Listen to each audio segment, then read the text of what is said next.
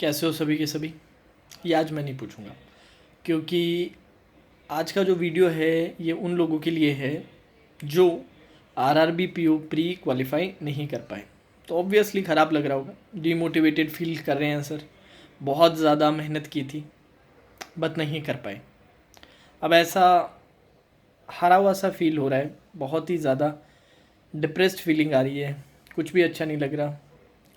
All दो और भी एग्ज़ाम्स है, उनमें भी अच्छा किया है, इसमें भी अच्छा किया था, बट पता नहीं अभी स्कोर कार्ड तो आया नहीं है, तो पता नहीं कितनी कमी से रह गए, कहाँ चूक हो गई, वो सारी बातें तो स्कोर कार्ड से पता चलेगी। बट अब बाकी एग्ज़ाम में भी तैयारी करने का मन नहीं कर रहा है, मन नहीं लग रहा है।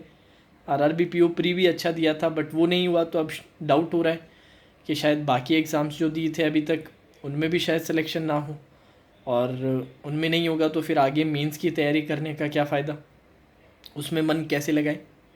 तो गाइज़ ये जो सारी फीलिंग्स है ये नेचुरल फीलिंग्स है, इसकी बहुत ज़्यादा इसको तवज्जो देना बिल्कुल गलत रहेगा। मैं आपको एक चीज़ बताता हूँ, ये आपका पहला रिज़ल्ट है। बैंक एग्ज़ाम्स की जो फील्ड है वो सेलेक्ट करने का क्या एक बड़ा फ़ायदा है। हमें प्रैक्टिकली सोचेंगे, थोड़ा सा इमोशंस को साइड रखते हैं। मुझे पता है मुश्किल समय है, जस्ट अभी फ्रेश है सर, अभी अभी रिज़ल्ट देखा है, ज़्यादा समय भी नहीं हुआ है, बट करना पड़ेगा, करना पड़ेगा, यही लाइफ है यार।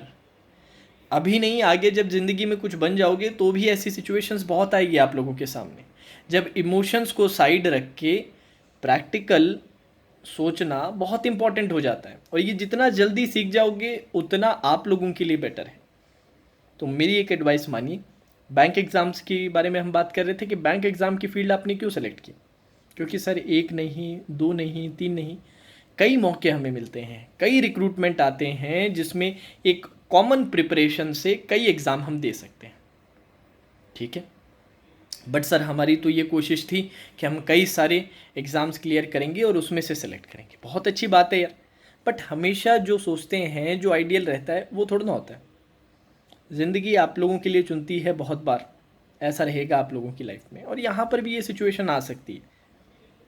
इसका मतलब ये नहीं है कि आरआरबी पीओ प्री में सिलेक्शन नहीं हुआ तो सर बाकियों में नहीं होगा।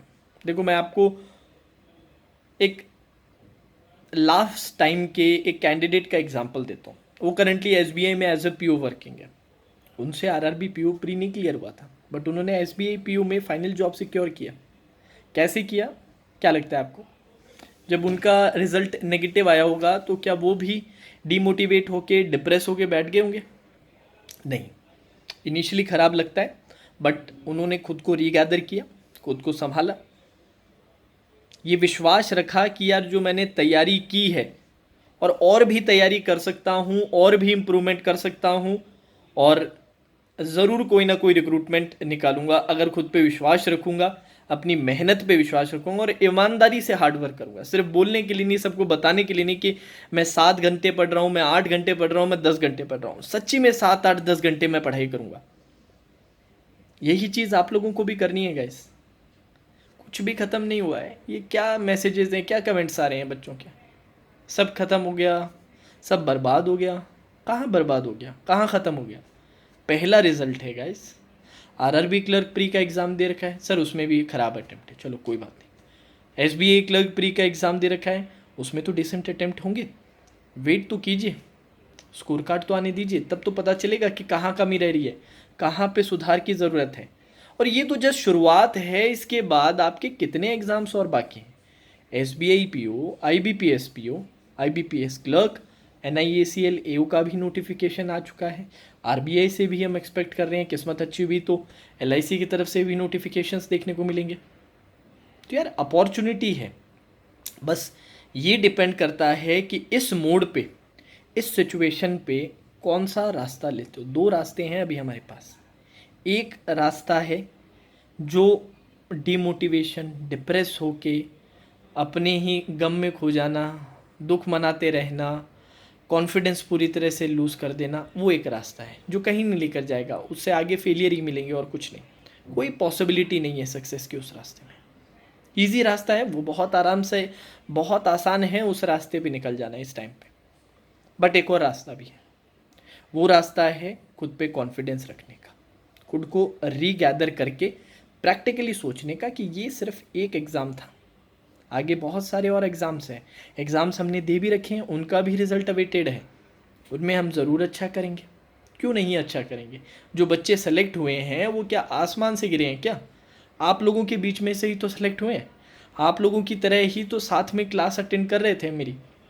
जैसे आप लोग रेगुलर क्लासेस अटेंड करते थे, आंसर देते थे, वो भी देते थे। कई बार हो जाता है यार, इतनी सारी चीज़ें, इतने सारे एग्ज़ाम्स हम देते हैं, सारों में सक्सेस पाना बहुत रेयर होता है यार। हाँ, कुछ कैंडिडेट्स होते हैं जो 2-2 3-3 रिक्रूटमेंट क्लियर कर देते हैं, बट वो बहुत रेयर होते हैं। अब जो 2-2 3-3 क्लियर कर भी देते हैं, वो 2-3 जॉब्स थोड़ा ना करते हैं, करते तो एक ही जॉब है। तो एक ही रिक्रूटमेंट में वो सक्सेस अगर मिल जाएगा, करियर सेट हो जाएगा। इस बात का हमेशा ध्यान रखो, प्रैक्टिकली सोचो, इमोशंस को साइड रखो। अब टाइम है एनालाइज करने का।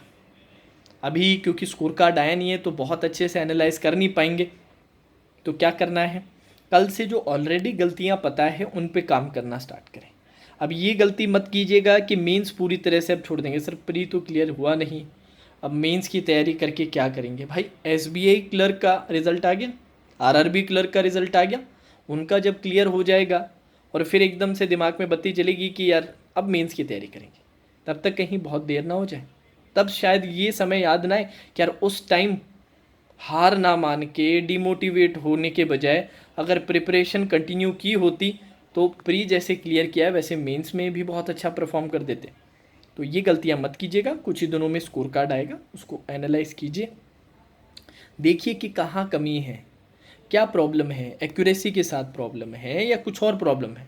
एनालाइज करोगे तो ज़रूर मिलेगी यार, क्यों नहीं मिलेगी, बट कोशिश करनी पड़ेगी। एकदम हार के बैठने से, इमोशनल फील करते रहने से थोड़ा ना कुछ होगा। अपने आप कोई भी चीज़ सही नहीं होती, हमें करनी पड़ती है। अब मुझे पता है सर ये सारी बातें बहुत अच्छी लगती है सुनने में, बट मेहनत की थी सर, हमने बहुत मेहनत की थी, बहुत उम्मीदें थी, घर वालों को उम्मीदें थी, हमें उम्मीदें थी कि इस साल ज़रूर कर दिखाएंगे।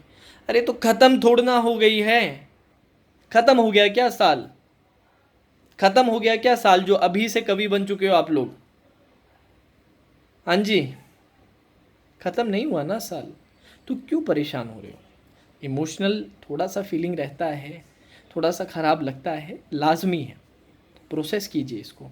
और कल से एक नई शुरुआत, एक नया सवेरा होगा गाइस, और उस नई शुरुआत के साथ, एक नई सुबह के साथ, फुल एनर्जी के साथ हम प्रिपरेशन करेंगे, पूरी एनर्जी के साथ प्रिपरेशन करेंगे सर। एक नहीं कई अपॉर्चुनिटीज़ है हमारे पास, एक में भी अच्छा कर दिया करियर सेट, और एक को लेकर बैठ गए तो फिर कोई और नहीं निकलेगा एग्ज़ाम, फिर आप इसी के गम में खो जाओगे। यही जो यहाँ पर जो शिकस्त मिली है, इसी को लेकर बैठ गए तो आगे का भी जो सीन है अभी से सेट हो जाएगा, पहले से प्री डिसाइडेड हो जाएगा कि यार आगे भी कुछ नहीं कर पाएंगे हम। अब यहीं पर सेल्फ एनालिसिस करेंगे, खुद को मोटिवेट करेंगे सर, पूरे जोश के साथ प्रिपरेशन करेंगे। जो छोटी मोटी जो कमी रह गई थी ना, वो कमी अब रहने नहीं देंगे, जान लगा देंगे। हमेशा मैं आप लोगों से कहता हूँ, फेलियर तभी फेलियर है जब उससे कुछ सीखा ना जाए। अगर आप कुछ सीख लोगे तो वो फेलियर नहीं रहेगा, वो लर्निंग बन जाएगी। बस इसी मोटो के साथ चलो यार, और प्रैक्टिकली सोचो ना यार। सिर्फ बोलने के लिए, आपको सिर्फ सांत्वना देने के लिए मैं नहीं बोल रहा, प्रैक्टिकली भी तो सोच के देखो। पहले ही एग्ज़ाम के पहले रिजल्ट में हो गया सर, तो फिर तो कैसे हो पाएगा यार। ये मेंटल स्ट्रेंथ है आपकी, ये मेंटल कैपेसिटी है, ऐसे तो कैसे चलेगा फिर, ये बताओ मुझे। आगे आप लोगों के कई प्री निकलेंगे, हो सकता है आगे मेंस ना निकले, तब आप दुखी हो जाओगे। ऐसे दुखी होते होते होते ऐसे पूरा साल निकल जाएगा यार, ऐसे नहीं चलेगा। आज अपने इमोशंस को प्रोसेस करो, कल से बढ़िया तरीके से तैयारी करेंगे सर। आप लोगों का भी समय आएगा, 100% आएगा, राइट टाइम पे आएगा। याद रखिएगा, hard work never goes to waste. मेहनत कभी भी ख़राब नहीं होती, कभी भी ज़ाया नहीं जाती है। ऐसी बिना किसी काम के किया सर कोई रिज़ल्ट, ऐसा कभी नहीं होता। ईमानदारी होनी चाहिए, ऑनेस्टी होनी चाहिए उस हार्ड वर्क में। अगर ऑनेस्ट हैं आप खुद की तरफ, अपने मेहनत में ऑनेस्ट हैं, तो ज़रूर रिज़ल्ट मिलेगा। बस थोड़ा सा पेशेंस रखिए, आपका भी टाइम आएगा। बट यहाँ हार मान लेंगे तो फिर मुश्किल है, ठीक है। तो कल अपने 11:30 बजे सुबह मिलेंगे रीजनिंग मेंस की क्लास में। आपको पता है आज थोड़ा सा नेक का इशू हो रखा था। कल 11:30 बजे रीजनिंग मेंस की मैं आप लोगों की क्लास लूँगा। वहाँ पर मैं चाहता हूँ ज़्यादा से ज़्यादा लोग जुड़े, जिससे आपसे 1-on-1 कमेंट सेक्शन के थ्रू और बातचीत हो सके, आप लोगों को थोड़ा मैं और समझा सकूँ। कुछ रेगुलर स्टूडेंट्स हैं जिनका सिलेक्शन नहीं हुआ है, मेजॉरिटी का सिलेक्शन हुआ है, और जिनका नहीं हुआ है उनको मैंने समझाने की कोशिश की है, और स्पेसिफिकली उनके लिए ही ये वीडियो है। अगर आप देख रहे हैं तो ये वीडियो मैं इसलिए बना रहा हूँ क्योंकि आप लोगों के मैंने कमेंट्स देखे हैं। ऐसा कभी मत सोचिएगा कि आप अकेले हैं, मैं आपके साथ हूँ हर मोड पे, चाहे वो एक आपकी सक्सेस का टाइम हो, चाहे आपके सेलेक्ट ना होने का टाइम हो। फेलियर मैं नहीं बोलूँगा, सेलेक्ट ना होने का टाइम, मैं आपके साथ हूँ। कभी भी अकेला मत फील कीजिएगा, खुद पे विश्वास रखिए, बिल्कुल करेंगे आप लोग, 100% करेंगे और मिल के करेंगे हम लोग, ठीक है। कल सुबह 11:30 बजे रीजनिंग क्लास में मिलते हैं। चलो, now that's all for today session. Good night, take care.